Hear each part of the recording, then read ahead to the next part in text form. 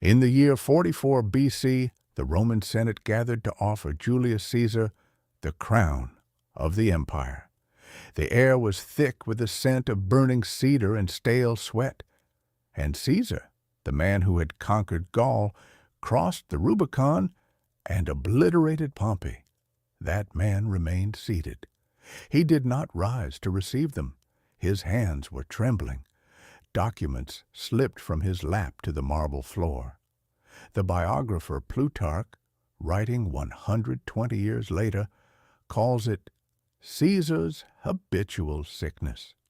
Suetonius confirms sudden fainting fits while on campaign.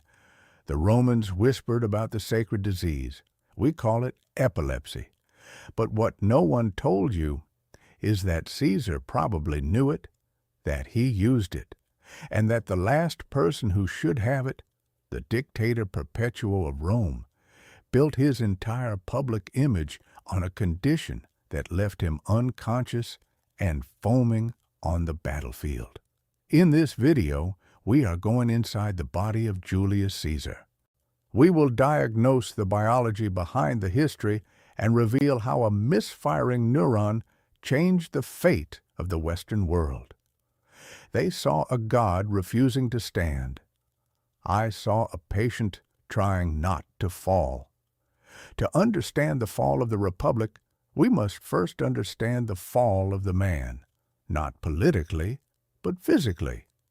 We often view history through the lens of strategy, decrees, and battles. But in the niche of royal medicine, we know the truth. History is often dictated by the flow of blood, the firing of nerves, and the decay of cells. Julius Caesar, at age 55, was a wreck. The marble statues you see in museums, the stoic chiseled jaw, the piercing gaze, are propaganda. By 44 BC, the real Caesar was balding, vain about his appearance, and suffering from a terror that struck without warning. He would command legions with a wave of his hand. But in the privacy of his tent, when the candles burned low, I have seen the conqueror of Gaul afraid of his own shadow, not because of assassins, but because of the lightning storm inside his skull. This is the Zygarnik of his life, the unfinished business between his ambition and his biology. Why did he push for absolute power so aggressively in those final months? Historians say arrogance. Medical analysis suggests something far more desperate. He was running out of time, and he knew it. The Romans called it morbus comitialis, the disease of the assembly. If a seizure occurred during a Senate meeting, the assembly was dissolved immediately. It was seen as an omen from the gods, a rejection of the proceedings. For a politician, this diagnosis was a death sentence. It signaled instability, weakness. Yet, Caesar displayed symptoms that align perfectly with what modern neurology classifies as temporal lobe epilepsy. But this wasn't just about convulsions. Before the seizure, there is the aura. He would go quiet. His eyes, they would drift to the left. He would smell burning sulfur when there was no fire. He would hear melodies that no musician was playing. That was my signal. I had mere seconds to get him away from the public eye before the gods took him. Imagine the psychological toll. You are the most powerful man on earth, yet you cannot trust your own senses. You are speaking to the Senate, and suddenly the smell of rotting metal fills your nose. Is it real? Is it the disease? This constant vigilance creates a personality type, hyper-focused, paranoid, and obsessed with control. Does that sound like the Caesar of 44 BC? Let's go back 2 years, the Battle of Thapsus, North Africa. The heat is unbearable. Caesar is arranging his troops against the remnants of Pompey's army. Plutarch reports that just as the lines were forming, Caesar felt the onset. Most generals would retire to the rear. Caesar did something that defies logic. Unless you understand the psychology of the chronically ill who refused to surrender, he didn't hide, but he couldn't fight. He fell. The spasms took him in the dirt. We formed a ring around him, shields locked, not to protect him from the enemy arrows, but to protect his image from his own men. A god does not twitch in the mud. He missed part of his own victory. When he awoke, the shame must have been excruciating. But this is where the narrative shifts. This is the ramp of tension in Caesar's medical history. Thapsus was the turning point. He realized he could no longer hide the condition. If he couldn't hide it, he had to change the definition of it. In the royal courts of the Tudors, a king's illness was state secrecy. In Rome, it was political ammunition. Cicero and his faction were watching like vultures. They noted his pale complexion, his sudden silences. Caesar needed a spin doctor. He looked to the past. Hercules had the falling sickness. Alexander the Great, Caesar's idol, was rumored to have it. We stopped calling it a weakness. We began to whisper that it was the pressure of the divine spirit entering a mortal vessel. The body breaks because the soul is too great. It was a lie, but it was a brilliant lie. This is the autoridade silenciosa of medical manipulation. Caesar began to frame his symptoms not as defects, but as proof of his connection to the divine Venus.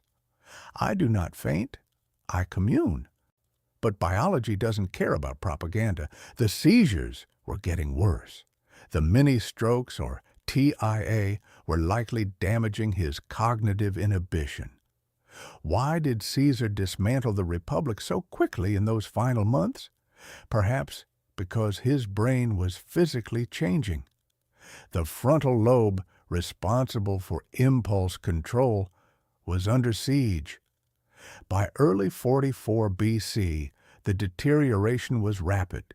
The man who once charmed the Senate was now snapping at them. He was irritable. He slept poorly. These are classic signs of post-ictal states, the period after a seizure, becoming chronic. He appointed himself Dictator Perpetuo. He wore the high red boots of the Alban kings. He was violating every norm of Roman society. Historians ask, was he mad with power? He wasn't mad. He was exhausted. He knew the next attack could be the one that didn't end. He was building a legacy in a race against his own decaying synapses. And this brings us back to the moment that sealed his fate. The incident that we started with. The day the Senate came to him at the temple of Venus Genetrix. The entire Senate approached. A massive honor. Protocol dictated he stand. It was a simple gesture of respect among peers. He didn't move. Cornelius Balbus, his advisor, allegedly whispered, "Remember, you are Caesar." But Caesar sat like a statue. The senators were insulted. They saw a tyrant who thought he was better than them. They saw a king in all but name. This moment, more than any other, solidified the conspiracy against him. They thought it was pride. Fools! I was standing 3 feet behind him. If he had tried to stand, he would have collapsed down the stairs of the temple. His equilibrium was gone. The vertigo was spinning the world like a potter's wheel. He stayed seated, not to insult them, but to save himself from humiliation. This is the tragedy of the body politic. A medical emergency was misinterpreted as a political statement, and that misunderstanding forged the daggers of the Ides of March.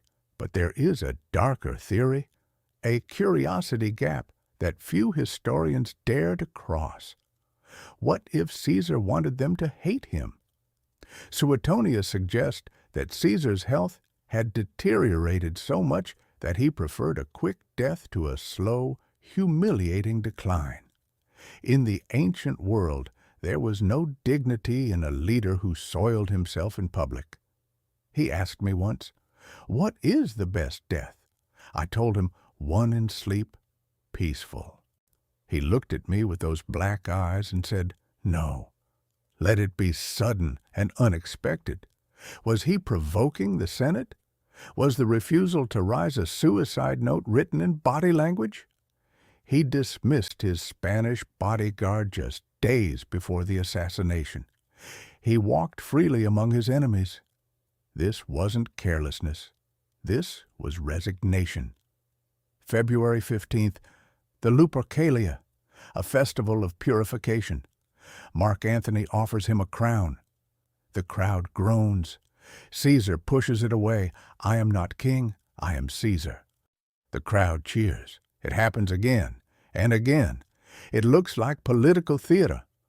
But look closer at the accounts. Caesar was agitated. He tore open his toga, offering his throat to the crowd. It was theatrical, yes, but it was also hysterical. Medical experts analyzing the text suggest he was in a state of emotional lability, uncontrollable mood swings often associated with frontal lobe damage or the aftermath of a cluster of seizures. He was losing his grip on the script. The night before the Ides of March, March 14th, dinner at the house of Marcus Lepidus. The conversation turns to death. Caesar repeats his wish, sudden and unexpected. That night, the atmosphere in the Caesar household was heavy with doom.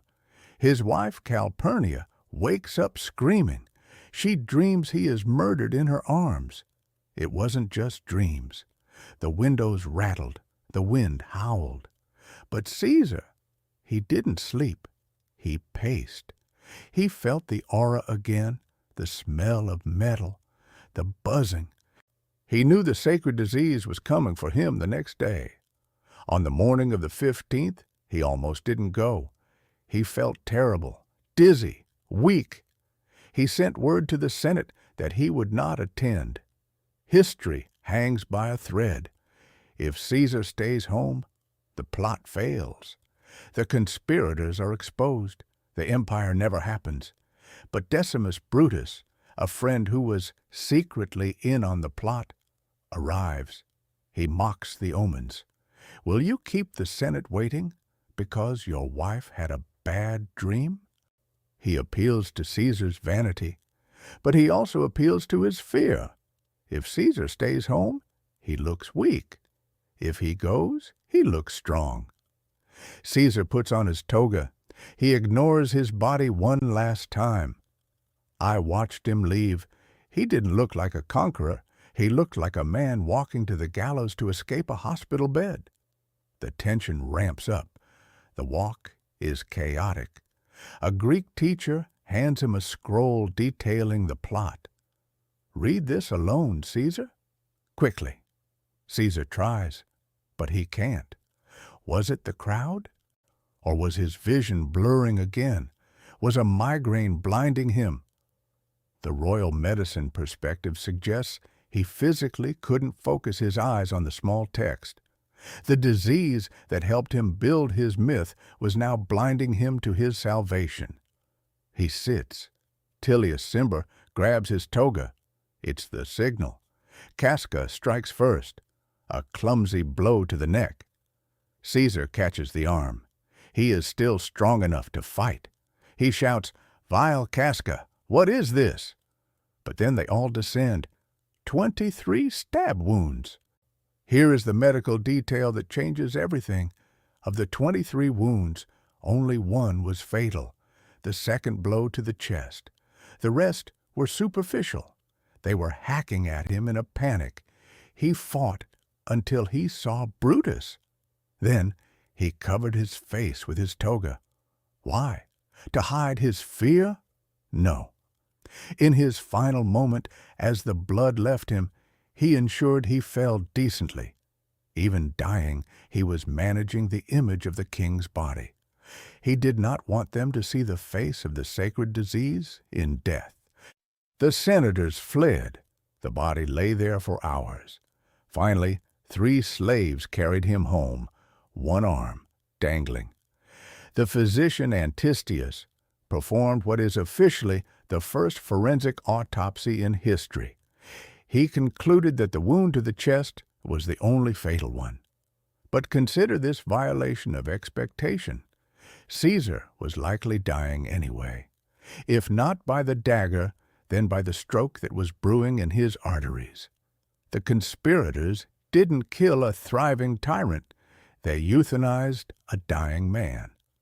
They thought they killed a tyrant to save the republic. Instead, they turned a sick old man into an eternal martyr. If he had died in bed, foaming at the mouth, Rome would have forgotten him. By shedding his blood, they made him a god. The Zeigarnik effect of history is that we never get to see what if. What if Caesar had stood up that day in the temple?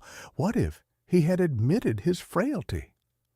He used his sacred disease to claim divine power.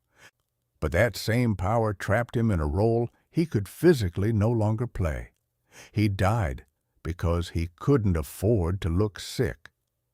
In the end, Julius Caesar conquered Gaul. He conquered Rome, but he could not conquer his own biology. And in the Game of Thrones, whether in ancient Rome or Tudor England, the body is always the first battlefield to fall. The irony is, the hands that trembled in life are the only ones steady enough to hold the history books.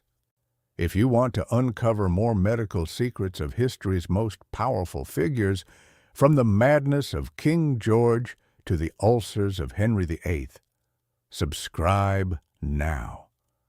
The diagnosis is just beginning.